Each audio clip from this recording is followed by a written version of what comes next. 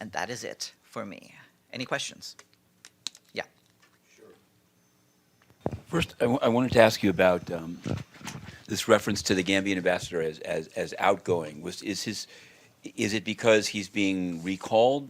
In what context? And is it expected that if Yahya Jammeh were to send a new permanent representative, would the Secretariat? It seems like from your statements you would just take the position that he should not be a new Jammeh representing permanent representative. Well, I think I've said what I've said in terms of the need to respect the political transition and ensure a peaceful and orderly inauguration of the president-elect. Regarding what the reasons for his status, of course, that's a question to ask the government of the Gambia. Okay, he didn't say. He didn't indicate in his. I know he signed a letter. It's not for me to say. Right. I mean, I don't speak for the Gambia. Right, but he represented himself to in the meeting as outgoing. Okay, Yes. and I wanted to ask you about the South Korean press has quoted Secretary General not only things said in this room, but they say that later on that day, December 20th, he spoke at the South Korean General Consulate, which I didn't see on his schedule, and reiterated pretty clearly this idea of he would willing to put his body in the flames to serve his country, etc. So I wanted to know, number one, why wasn't this on his schedule? I mean, for example, like, has he gone to other general consulates of other countries in the last week, just factually? What was the purpose of that visit? Whatever we get from the scheduling office, we place on the schedule. That one was not there. I'm not aware of the details behind that. Obviously, his movements are free. You know, he has an official schedule that is developed every day.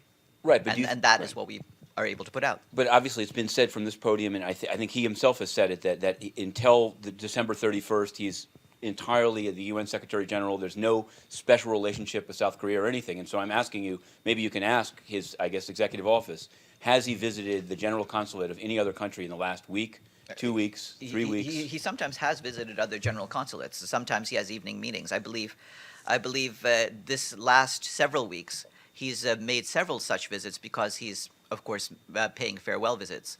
So there have been dinners and receptions and things like that he's been attending. Right, but was this the mission, or I guess maybe it's the same building? I guess I'm asking you. It seems, given the things said from here, it seemed Well, noteworthy. the things that I have for comment on are things that are on the official schedule. There are other visits he's been making, including, like I said, farewell visits to different places. Sure. Guys? No. All right, Okay. I'll try to do these as fast as I can. One is, okay, I'll just stay inside the building. Yesterday, during the Syria meeting of the General Assembly, Excuse me. Please turn that down. Thank you. Yeah. yesterday, yeah, go during the ahead. General Assembly meeting on Syria, an investigative mechanism, several member states noted that the sound went out, not just during at least 3 or 3.5 speakers in a row. And I wanted to know, was DPI, are you aware of it? I know it's come up before, and I'm not bringing it up in any kind of conspiratorial way, except to say this was obviously a pretty important meeting. Are any steps being done so that countries' speeches and meetings such as that are not put out to the world live? Yeah, we do have problems like this from time to time. I'm not aware of this latest one, but we've had some technical glitches. We are trying to get the system straightened out so that we don't have glitches on our broadcasts. It happens on other lesser noticed ones as well. It's just that we get a lot more of a problem once it's a widely watched one. Right. But regardless of whether they're popular or less watched ones, we're trying to get all the glitches fixed. Okay. And I wanted to, you may have seen that that AMISOM is accused of killing 11 civilians. And I know that it's an African Union mission, but I also know that the UN is providing logistical support to it, and also it has an office, in the country. What's its role in looking into this most recent claim of the killing of civilians? Obviously, we hope that the African Union, which is the force, the body that controls the African Union mission in Somalia, will look into any such allegations and investigate them. And there was this is next door, or some say it's the same country, some say it's not. But in the Somalia elections, I think that their Relief Web has reported, and I believe the Special Representative Secretary General has taken note of votes collected in Somaliland for the Somali election. And there are many people in Somaliland that say this is not, that very few people participated, and that it's not it's not an uncontested thing to count them. What is the UN's position, I guess, on the votes being collected and represented as being taken from Somaliland to the federal transitional, or maybe no longer transitional, government of Somalia? They're pretty mad, basically, at the SRSG. So I just wanted to know: is this a thought out position, or does he just?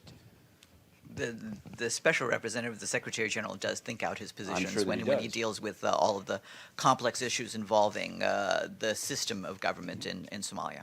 I guess when I say, because in previously a move to award the airspace of Somaliland to Somalia by the UN resulted in no delivery of humanitarian aid for a period of time. So it's not, I'm not saying that wasn't thought out, but I'm saying, like, has he thought through? The position is basically that the aspirations of Somaliland and the million signature petition that was put out is of no concern to the UN? I just want to. I don't think that that's a fair way to characterize the special representative's position, but he's looking at the context of all of the issues surrounding Somalia and its existence. And can I ask I want to ask one more. This is sort of it's a little. It seems lighter, but I want to sort of put it to bed. Okay. I know that both you and Stephane have said that this Wonder Woman ambassadorship by DPI was always intended to end in December. And the reason I'm asking you is just that there's becoming a divergence in the public discourse about it and what's being said here. In that Linda Carter, Gal Gadot, the people that actually play Wonder Woman have both said they're outraged that the ambassadorship was taken. So it seems to me that they didn't know that it was going to end in December. So is there some, I understand, maybe it's an attempt to sort of be diplomatic about it, but was it actually explained to the people that were present in the meeting there? Because they've both said that this was wrong and et cetera. I don't know whether DC Comics explained it with the actresses who have played the part, but certainly the arrangement between the United Nations and DC Comics and the other entities involved in this have been very clear. So there was no relationship between the staff petition saying that they were angry at this and the ending of it? No. We've had this guidance for weeks. It hasn't changed. Have a good afternoon, and the last briefing of the year will happen tomorrow. Will you be doing it? Nope, it will be my comrade, Stephane Dujarric. Okay, good. Drum.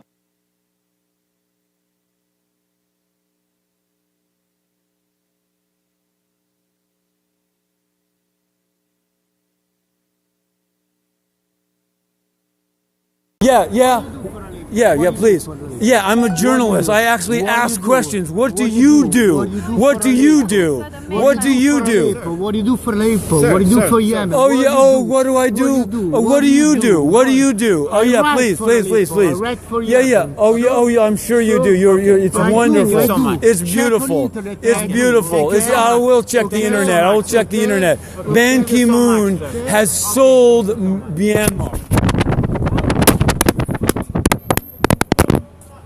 In front of the UN event, the $1,200 UN humanitarian event with the, I guess it's a Lamborghini, some called it a Maserati. In any case, it's a display of pure excess. The Deputy Secretary General came over and said it's a cold hand, which it is. But we have a question. Why did Ban Ki-moon do nothing for the Myanmar Rohingya as they got slaughtered in their thousands? Why, in fact, does he have relatives doing business in Myanmar in a war zone using the UN's name? The brother's name is Ban Ki-ho. The company is KD Power, also Bosung Power Tech, and it does business in Myanmar using the UN's name. What's up? So, man. So, Oh my God. the UN needs your money. Why? Because they need an even faster car. This is not good enough for Ban Ki-moon. This is for Ban Ki-moon's relatives. And that rifle? This is for the rifle? This is crazy. It could be yours. It could be yours, Ambassador Mansour. That's the ambassador of Palestine, the permanent observer, of the Observer State of Palestine, Riyad Mansour. Yep, it's true. He might be called up on stage. He's done it previously, made some jokes. Now, we have at least one, actually, the viewers of the previous Periscope will have heard it.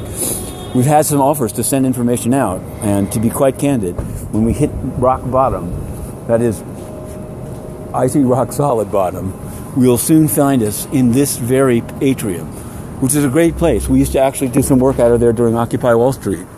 They used to have a lot more police down here then. Now, the crime is right out in the open. See, the UN has immunity. The UN could actually kill people and nothing happens to them. They killed 10,000 people in Haiti. Now, most people, if you kill 10,000 people, you might have some trouble. But if you're the UN, you're immune. You throw the legal papers on the ground. You don't show up in court. There's a no human rights symbol. No human rights symbol. It's very... all right. Richest symbol. Yeah. Just the top 1% in USA. Ban Ki-moon is in the 1%. Ah, there we go. It's Turkin. This could be yours. This car has Aleppo written all over it. That's the joke. Okay, so that's the last. That may be the last of the P5. We've seen the UK ambassador has arrived. Turkin has arrived. I don't know if France. I didn't see France arrive. Delattre. We have not seen it. He's being honored. You should send the 700 horse to Aleppo. Save the life. Well, they can get there fast. If they're horses should learn. Yeah, if they actually make it, if they actually reach the decision of the political will, they can certainly get there fast. It's like Back to the Future. Ban Ki-moon will get in it. The wings will go up, and they can fly back to Aleppo 6 years ago. A beautiful city. 700 horsepower must fly to Aleppo. Save the children. Good one. I'm going to go in there and probably write a story once I warm up. Where are you going? Open season over here. We might even get a soup. We should take the dinner. No, I'm going to stay close because we'll stay in here. I think I did this once before. Too cold. Yeah, it's getting a little bit chilly. This is an atrium. Don't worry, it's a nice place. Are you Inner City Press? I am Inner City Press. I thought so. Hi. Hi. Do you have a contact information? I do. I should have a card, although I may be running out of them. Hang on a sec. Actually, if you just go to innercitypress.com, you can find everything. It's you, and it's, Yeah. Right. Okay. Yeah, if you send it, I'll get it, and I'll answer it. You will answer? I will definitely answer it. And you got a journalist thrown out into the street. You have to fucking go home. Yeah. Okay? We're so tired of you. Yeah, please.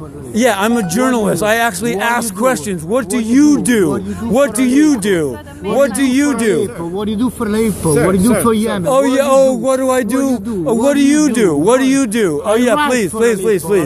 Yeah. Oh, yeah. I'm sure you do. It's wonderful. It's beautiful. It's beautiful. I will check the internet. I will check the internet. Ban Ki-moon has sold Myanmar.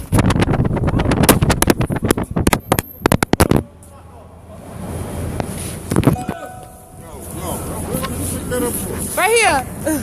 Stole my phone and threw it. How have you managed to stay out here the whole time? I did some jumping jacks. You're a pretty amazing guy, Matthew, really. Thanks All my respect, really. Thanks a lot. Well, I cover the UN. You have to do it. You do. You got to do what you... Look, I've been here 4 years. I can't believe the guy did that. That is bullshit. That was ridiculous. I can't believe he did that. Did you get some good interviews today? I did. Some I really... advice? Yeah, I did. All right. All right. We have spent much time together in this room, in the halls of this building and around the world over the last 10 years. You are part of the United Nations family, and I thank you for your strong commitment and working together and working for the United Nations. More than that, you have an important job to do, informing the world about our work, when we make progress and when we fall short. I deeply believe in your mission. I've been saying that you are connecting the world, connector between the United Nations and the world's people. And at a time when governments across the world are harassing journalists and cracking down on press freedom, I have worked hard to be your ally and defender. No, that's what you say. It's great. Yeah, please. When's the last time you did any journalism? American taxpayers are paying for an organization which insults Detroit. Inner City Press was thrown in the street for asking questions about UN corruption. You have to fucking go home. Yeah. Okay?